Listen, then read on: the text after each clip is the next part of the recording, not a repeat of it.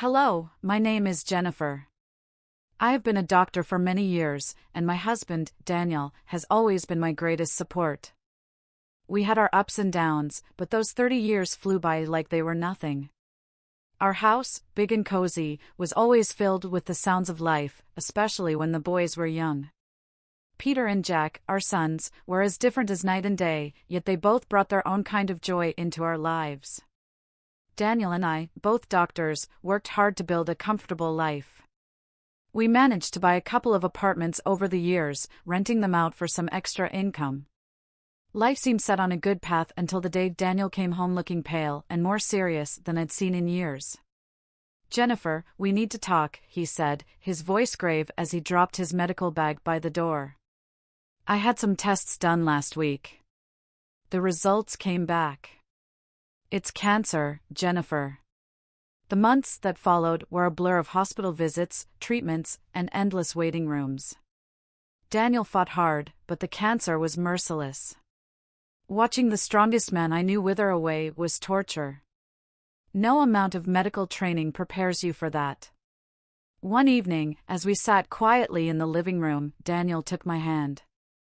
"Jennifer, if things don't go our way, you need to make sure everything's sorted with the boys. The will's all done. You'll be fine financially."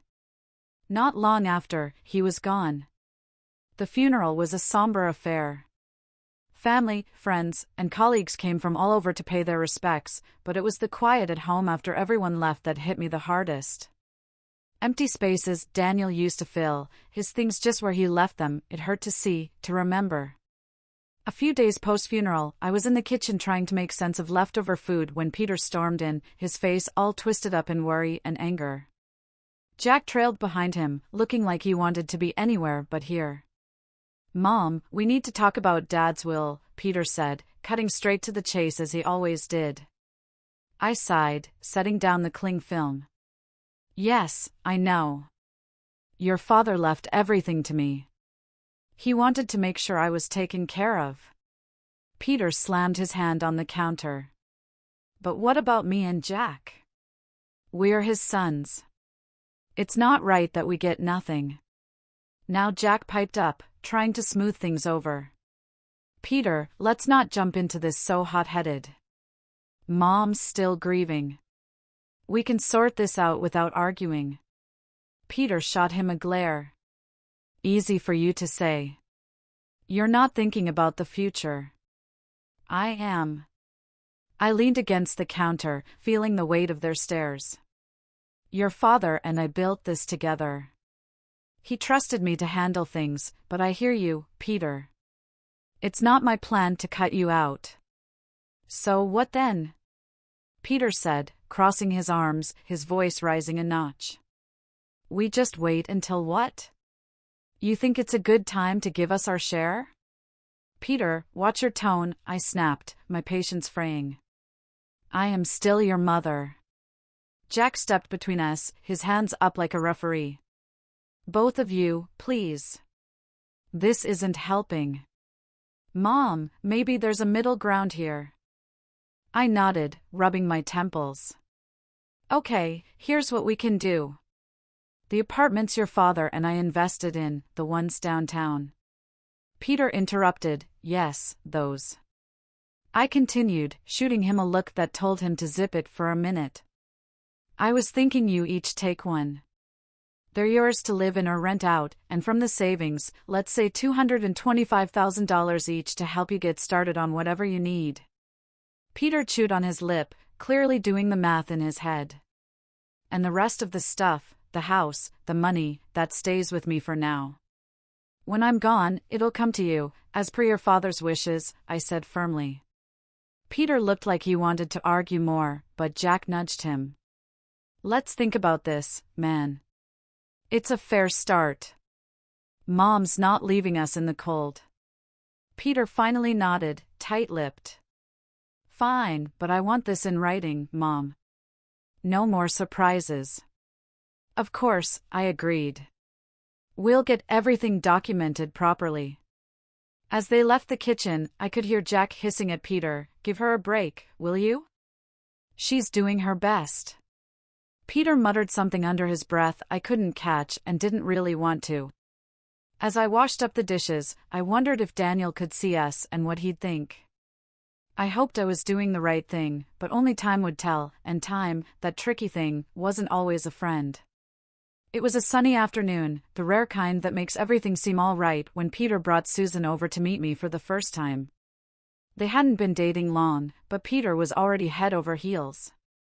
You could tell by the way he was fussing over her, which wasn't like him at all. They walked in, and right off the bat, Susan had this air about her like she owned the place. Dressed to the nines, she breezed into my living room with barely a hello, her eyes scanning everything. "Nice place you've got here," she said, flipping her hair back as she sat down without waiting for an invitation. Peter was grinning like a fool beside her. I forced a smile, trying to be the good host. "Thank you, Susan. Can I get you anything? Coffee? Tea?" "Coffee sounds lovely," she replied, then turned to Peter. "Babe, make sure it's black. No sugar." Peter nodded and headed to the kitchen, leaving me alone with her, sitting in my own living room feeling like the guest. The silence was awkward until she broke it. "So, Peter tells me you're pretty well off," she started, eyeing the decor. "I'm used to a certain standard, you know. My parents made sure of that." "That's good to hear," I said, not sure what else to add. Peter came back with the coffee and handed Susan her cup. She took a sip and made a face. It's all right. Anyway, we've been discussing our future together, planning ahead, you know." "That's wise," I said, glancing at Peter, hoping he'd give me some clue about where this conversation was heading.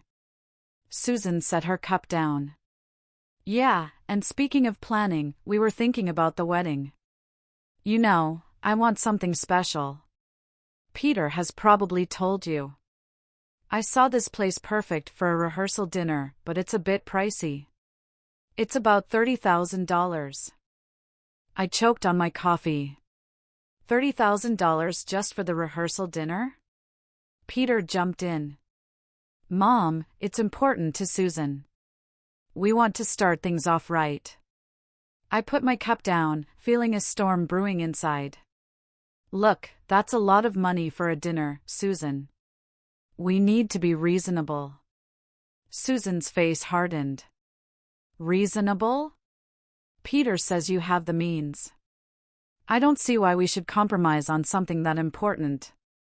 Peter was nodding along with her, but I could see the unease in his eyes. He knew he was asking too much. "I'm all for celebrating," I said, trying to keep my voice even. "But $30,000 is beyond excessive. I can't justify that." Susan stood up, her chair scraping loudly against the floor. "I'm not used to compromising on my standards, Jennifer. I was clear with Peter that I expect a certain lifestyle." Peter tried to smooth things over. "Mom, maybe we can find a middle ground." "There's no middle ground on $30,000 for a dinner, Peter." "That's final," I snapped, losing my patience. Susan picked up her purse, glaring at me.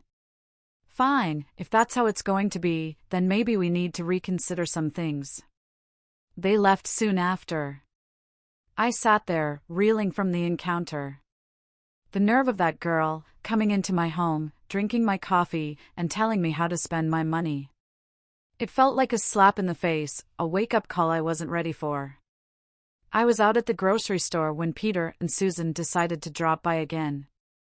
By the time I got home, Jack was awkwardly entertaining them in the living room. The atmosphere was tense, the kind that makes you want to turn around and leave. But it was my house, so I braced myself and walked in. Susan, all dolled up as usual, handed me a list as soon as I set down my grocery bags. "Jennifer, we thought a lot about the wedding gifts, and here's what we've settled on. I hope this will be easier for you to handle." I skimmed the list she first handed me. It was surprisingly sensible: kitchen appliances, some nice china, even a couple of pieces of furniture. "This seems quite reasonable," I said, feeling a momentary relief. I think these are wonderful choices, really. Peter looked at Susan, a hopeful expression crossing his face. But just as I was about to discuss where we could buy these items, Susan's expression changed abruptly. She gasped. "Oh no, this isn't right. Give that back." She snatched the list from my hands and rummaged through her purse, pulling out another sheet of paper.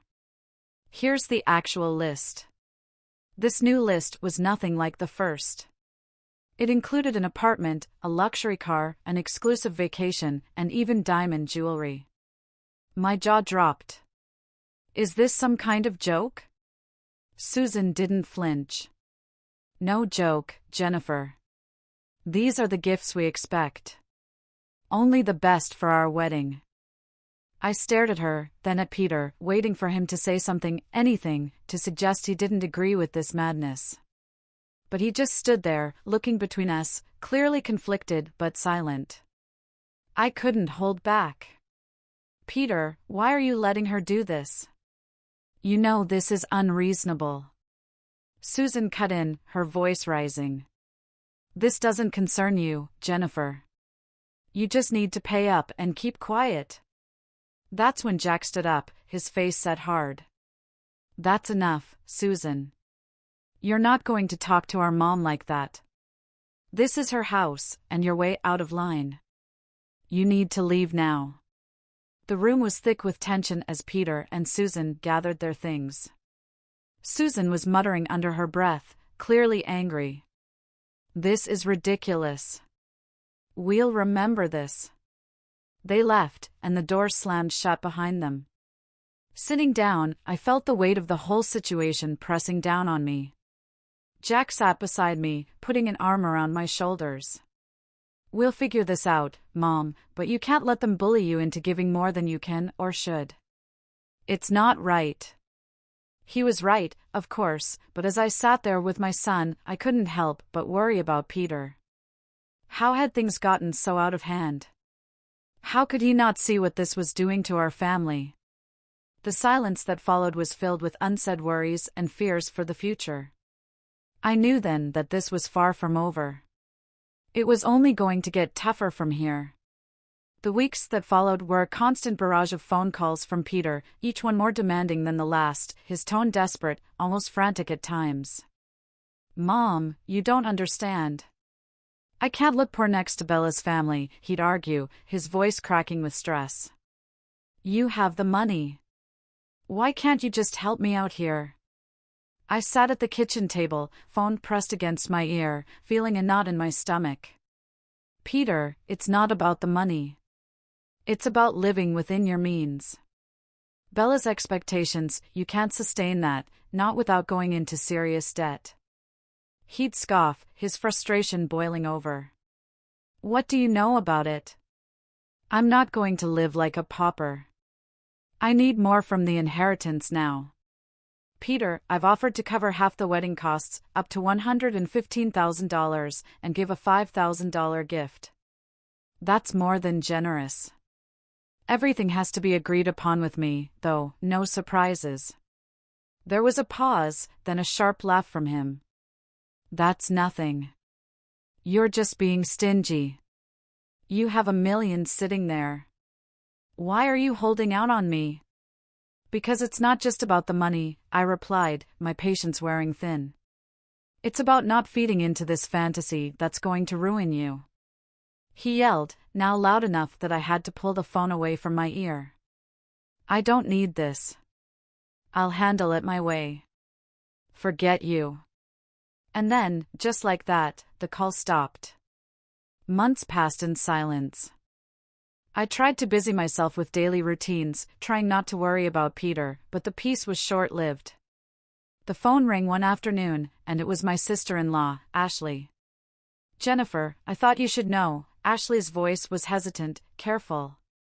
"Peter is flying all the wedding guests to Hawaii. He sold his apartment to fund it and expects you to get there on your own. He mentioned you weren't interested in helping." I hung up, a mix of anger and sorrow turning inside me. How could he be so reckless? Before I could process it all, Jack came into the room, his expression grim.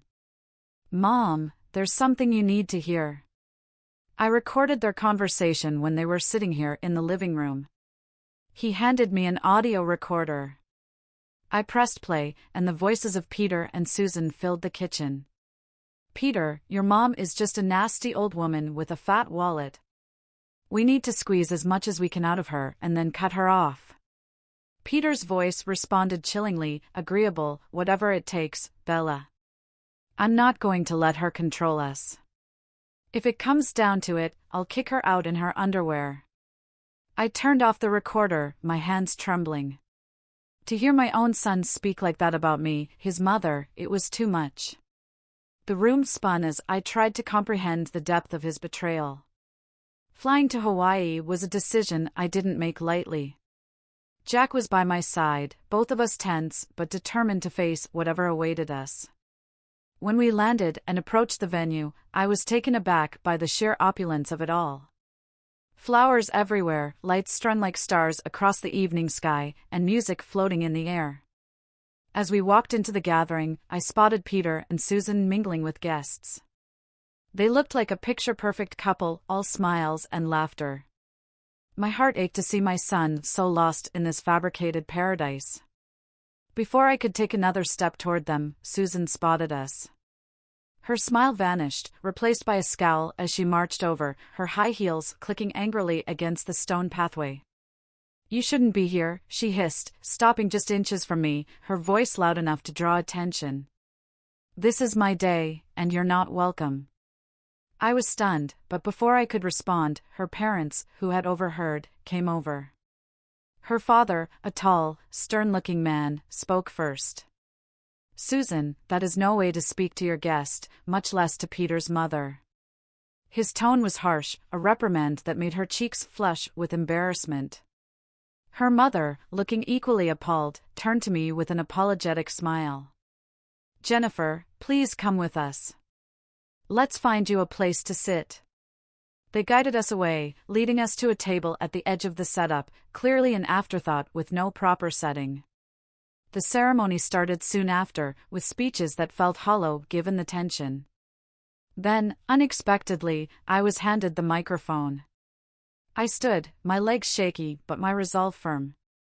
I came here today to wish my son and his new wife a happy future, I began, my voice steady despite the trembling inside. But I also believe in honesty and integrity, something that's been sorely missing from the events leading up to this day. Susan's face went from pink to red, her eyes glaring daggers at me. I was asked for money time and again in amounts that no reasonable person would find justifiable. When I couldn't meet these demands, I was threatened with separation from my family and future grandchildren. My voice cracked a bit, but I pressed on. Jack, seeing my distress, stepped closer, placing a supportive hand on my shoulder. I nodded at him, then turned on the audio recording he had made. Susan's voice filled the air, cold and calculating, discussing how they would milk more money from me. Peter's voice agreed, saying he was prepared to leave me with nothing for the sake of his bride. The crowd murmured, the air thick with shock and disapproval. I turned off the recorder, the silence heavy. I gave my son an apartment and $25,000, and yet it was never enough. Today, I'm making it clear, I will not be treated as an ATM or threatened. I am disowning Peter and Susan. I wish them well, but from this day forward, I am choosing to remove myself from their lives. The reaction was immediate. Susan screamed, her voice shrill and wild. You've ruined my wedding. I curse you. After everything that had happened, coming back home was bittersweet. In the quiet, I made a decision that startled even me. I quit my job. I'd spent years healing others as a doctor, but now it was time to heal myself and rebuild the life that the recent storms had scattered. Jack, bless his heart, had just graduated from art college and was brimming with ideas and ambition. With the $25,000 I had given him, he opened his own tattoo parlor. It wasn't just any shop, it quickly became a place where art and skin met in stunning displays. Jack poured his soul into his work, and it paid off.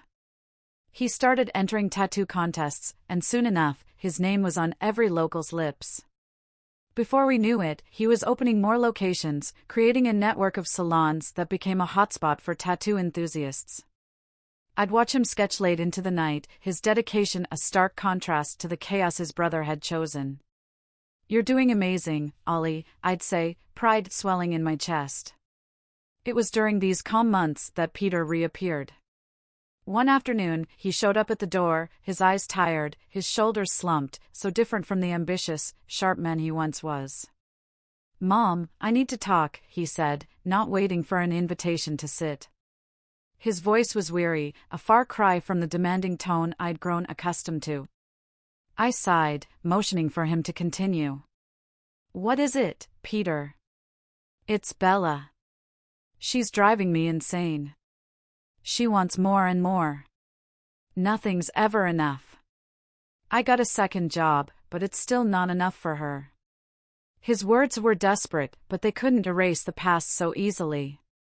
"Peter, I warned you. I told you living like that with someone like her is unsustainable."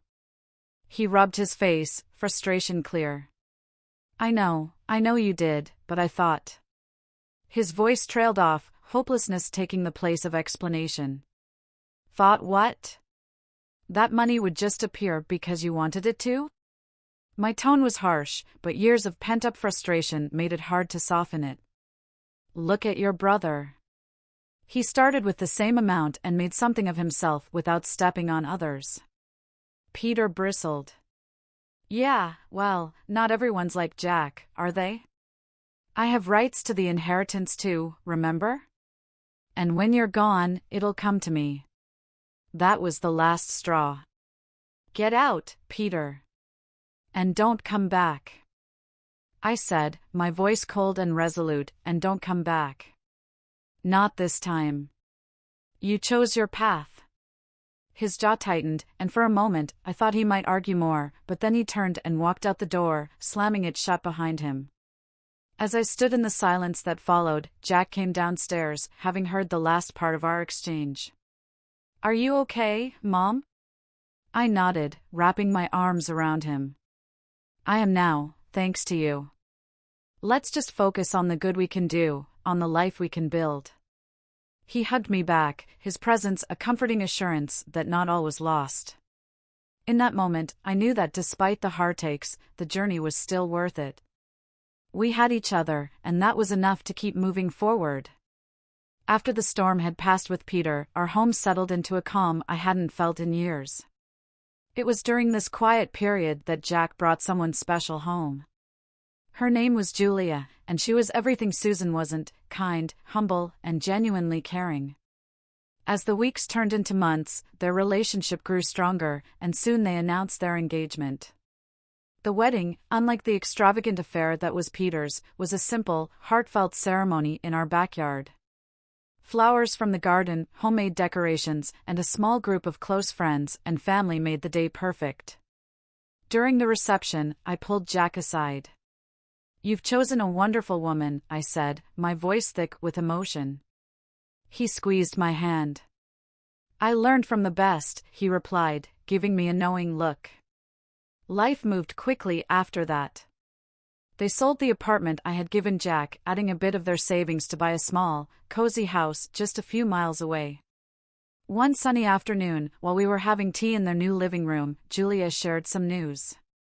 "Jennifer, we're expecting twins," she announced, her eyes shining with excitement. I nearly dropped my cup, overwhelmed with joy. "Twins?